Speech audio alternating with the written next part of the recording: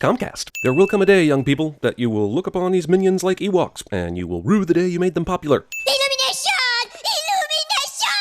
Illumination! Irritation! Irritation! Opening shots of New York landmarks tell me this is going to be Universal's first kid-friendly animated apocalypse movie.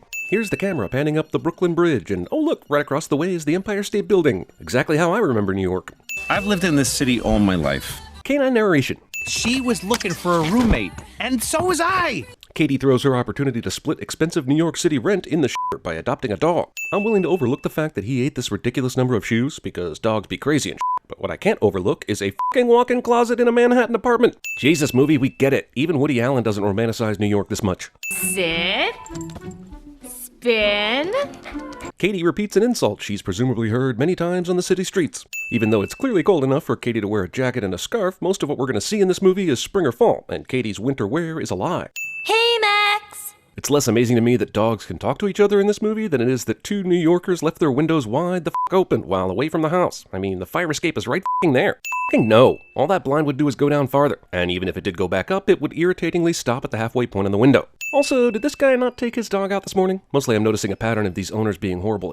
Sorry, pal. Everyone in this goddamn building leaves for work at the exact same time in the morning. Aren't there any unemployed slackers or night shift workers or YouTubers around to witness the daily petapalooza? Also, everyone in this building seems to own a pet. Is it a requirement on the application? Later, Runty. Whoa, what the hell is Runty doing in that cage? Oh yeah, sure, he's running. This is a cute shout out, but why would a bird owner have a giant poster of the movie that had everyone freak the hell out about birds? Does he have a birdemic poster in his bedroom? This cat is capable of opening a refrigerator, which has this giant handle on it. That would require acrobatics this fat cat is not capable of. Not to mention having to jump on the counter to reach it in the first place. Who leaves a whole goddamn chicken exposed in the fridge? And are you telling me this never happened before? This cat's owner is the most oblivious person who ever walked this earth. Did she spend all that time preparing and cooking it last night? Think, you know what, I'd rather have pizza than throw that whole in the icebox? So far we've seen all kinds of animals make messes, break into appliances, rub their asses on the floor, pee in the flower pot, and generally with things. The secret the movie's selling here is that pets are really dicks. You be a good boy, Leonard.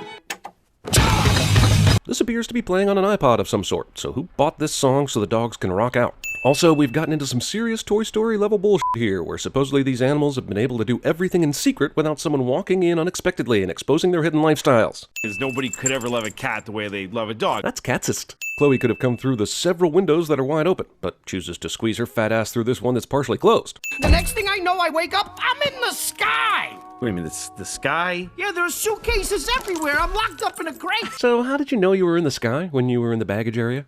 Buddy! Jesus Christ, she doesn't even lock the front door? This is fucking New York City! I'm going to start calling this dog Buzz Lightyear. I have no idea why, but just go with it. This is Duke. He's going to be your brother. Katie should probably spend less time collecting dogs and focus on actually getting that roommate. Maybe we could share. Somehow, through animated proportional f***ery, this movie is going to show that this dog can possibly fit in this bed. He stole my...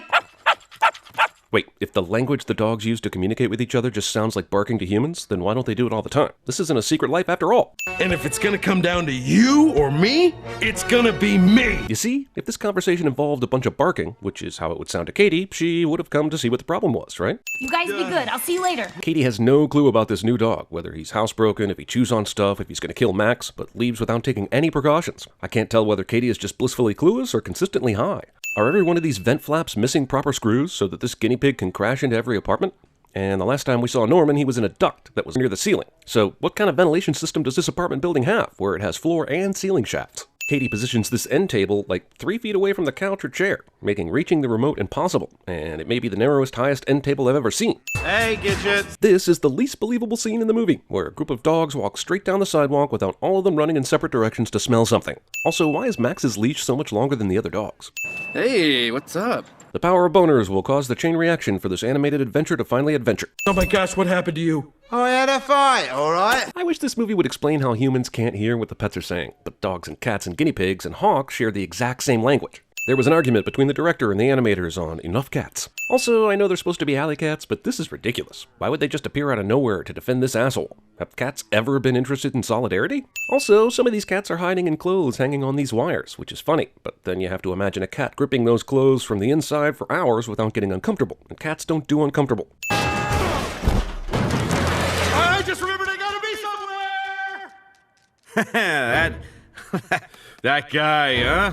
Duke smartly escapes this situation, but Doggy CK decides to stick around and try some new material on the horde of deranged cats. Run! Has anyone ever seen these dedicated animal control officers who only appear in movies? Since when do they patrol the streets like cops looking for running animals? And this guy is obviously derelict in his duty because the alley next door is a cesspool of cats. Main characters trapped in a vehicle driving right past where they're supposed to be, cliché. These animals are trying to break out this big dog that's on the truck, so I'm wondering how they knew the truck was going to be here at this very moment. Animal control guy continues to drive, even though the threat he's running from is in the car with him. More door-opening shenanigans from the animals in this movie, who obviously consulted Finding Dory for all the door-opening happening in this movie.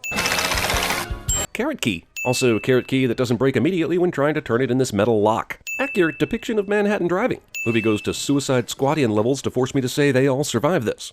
Over here, in this dark and foreboding shed.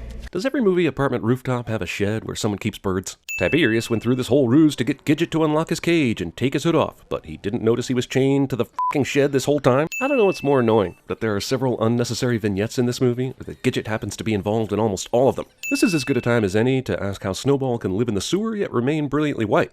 Password. Look at me. I am your leader. Just give him the f***ing password, dude. I mean, surely there are a million white bunnies that look exactly like you, so shouldn't you get mad if they don't ask you for the password? Home of the flushed pets. Hey, kind of like that movie Flushed Away that nobody saw, so it can be easily copied without anyone noticing. Yeah, but how does this work? You have natural predators and prey all living together, but they all get along? Do they only feed on rival rats from Ratatouille? You can't hurt someone with a spoon. Says the guy who just fashioned a key out of a carrot. Ricky! Even in cartoons, even in the sewer, even with a bunch of animals, they somehow found a way to overdose on candle usage. Ricky was the only soldier I had that was ready to kill humans on sight. So if the flushed pets are literally about a war against humans, why don't they kill more humans? Sounds like Ricky was the only one, even though they have a f***ing crocodile in their army. Also, this underground introduction to resistance fighters scene is a little more Demolition Man than I think they intended. I was a magician's rabbit for kids' parties. But then, bunny tricks went out of style. So is this set in the 1960s? Tiberius was out looking for Max and had no clue about his backstory, just his description. So how and why did he capture one of the alley cats? Where is Max? Okay. He's in the sewers. Even if there were a way that the cat actually knew who and where the flush pets were, Max just got there like an hour ago, so there's no way he could have gotten that intel so quickly. What are you doing initiating a couple domestics? Domestics? Yeah, we just jumped those two in the alley, slashed off their collars. Yeah, but all these members used to be domestics, right? They're called the f***ing flushed pets. Who cares that Max and Duke were just recently caught by animal control? They would have no reason to believe they didn't just abandon their owners. What the f*** is this thing holding up this pile of bricks? In a sewer? What's its function? You squished the sacred viper? Did you motherfuckers not see what happened? I mean, a resounding no is the answer to that stupid question. What the f***? You might actually deserve this. This might be something that was long overdue. They shouldn't have came like this, not on my watch. Way too much of letting Kevin Hart do this. Come on! You know, this movie really hasn't earned the burgeoning Max-Duke friendship. They were assholes to each other in the first 30 minutes of the movie and basically just met.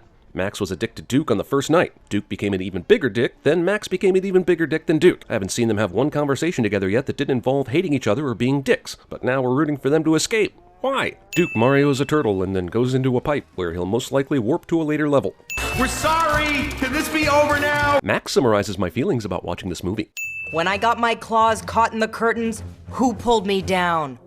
Max did. There's a supreme level of story missing from this movie to make any of this feel right. Max is basically the hero of this apartment building, but we've never seen him do anything heroic. We're only hearing about it just now. Remember Toy Story, the movie this movie wants to be? Woody is established early on as the leader and favorite. We root for him because it looks like he cares about the rest of the toys and treats them with respect. But Max has done nothing to earn that. When that random cat tried to eat Sweet Pea, who saved him? It wasn't a random cat, it was you.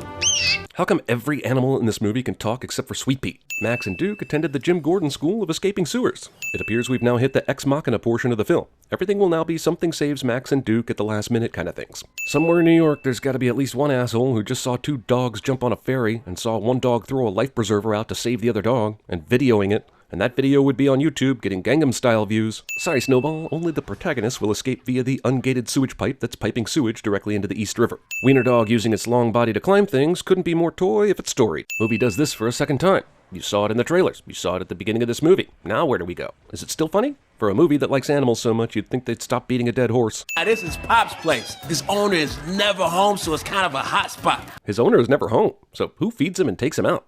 Even if he's hired someone to do it, this would happen 2 to 3 times a day, right? The f*** is that noise, movie? This dog is even wearing training wheels, and nobody comes to check on him. There are some true asshole pet owners in this flick. I do know a guy in the sewers. The filmmakers saw a 30-second clip of Dana Carvey doing his Back in My Day SNL bit on YouTube and said, "Sold!"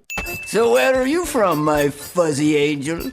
Dude, I'm a cat. Well, nobody's perfect. Movie fails to cite Some Like It Hot for the line it just did.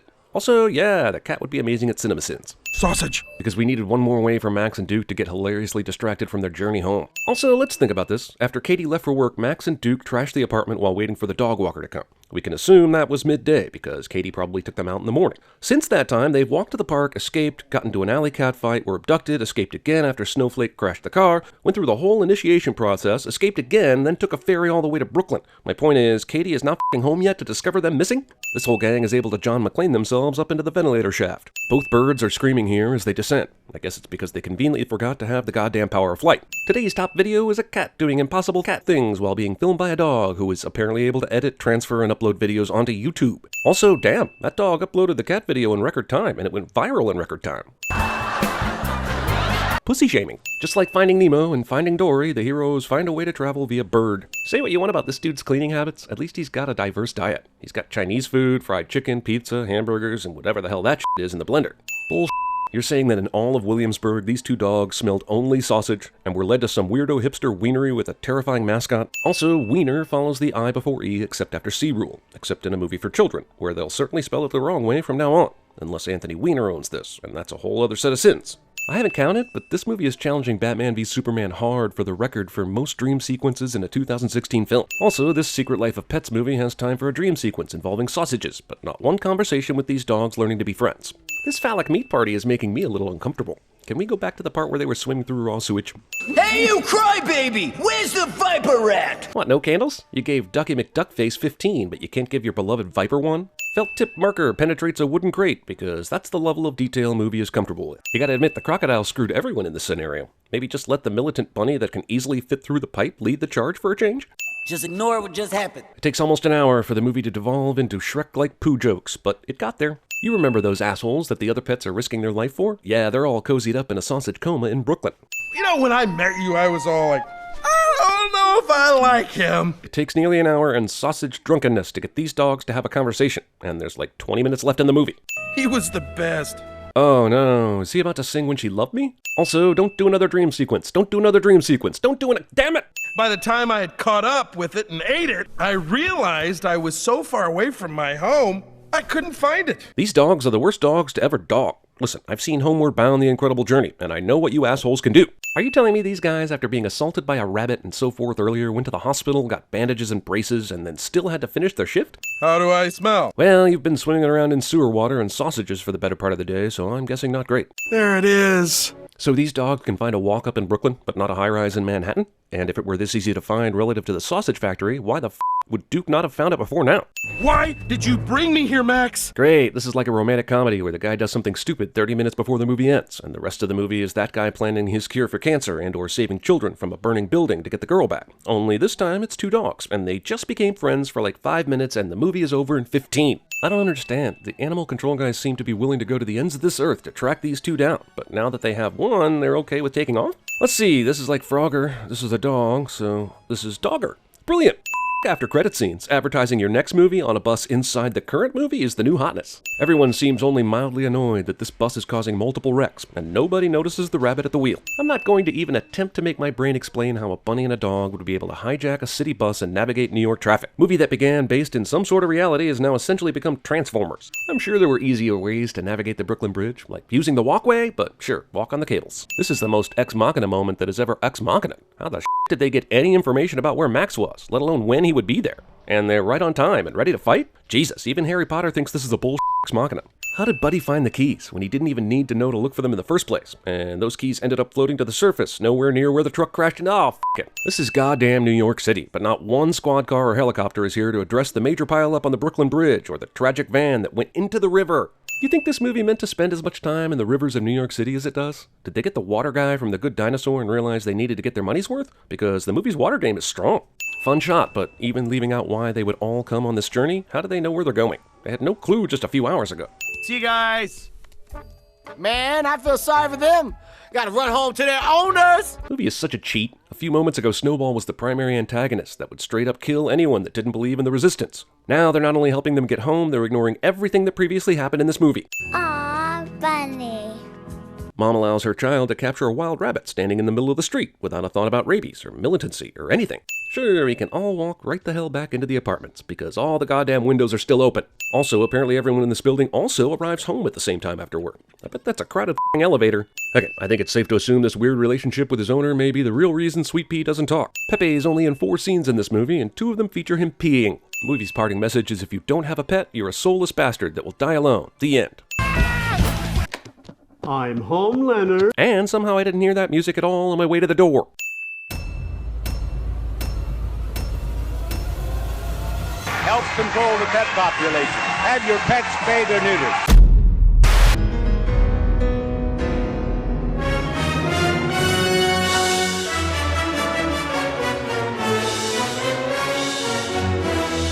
And if it's gonna come down to you or me, It's gonna be me. Hey, did you hear that? Squirrel! I warned you, but did you listen to me? Oh, no, you knew it all, didn't you? Oh, it's just a harmless little bunny, isn't it? Am I not turtly enough for the Turtle Club? You know, this bed is mine. My name is Woody, and this is my spot. See, the bed. I'm gonna, what, bite me? Rip my face off? Let him do a little something first. Let him do just a little something because I want this kid in my life. Dogs and cats living together. Mass hysteria. hold your breath. Hold my breath.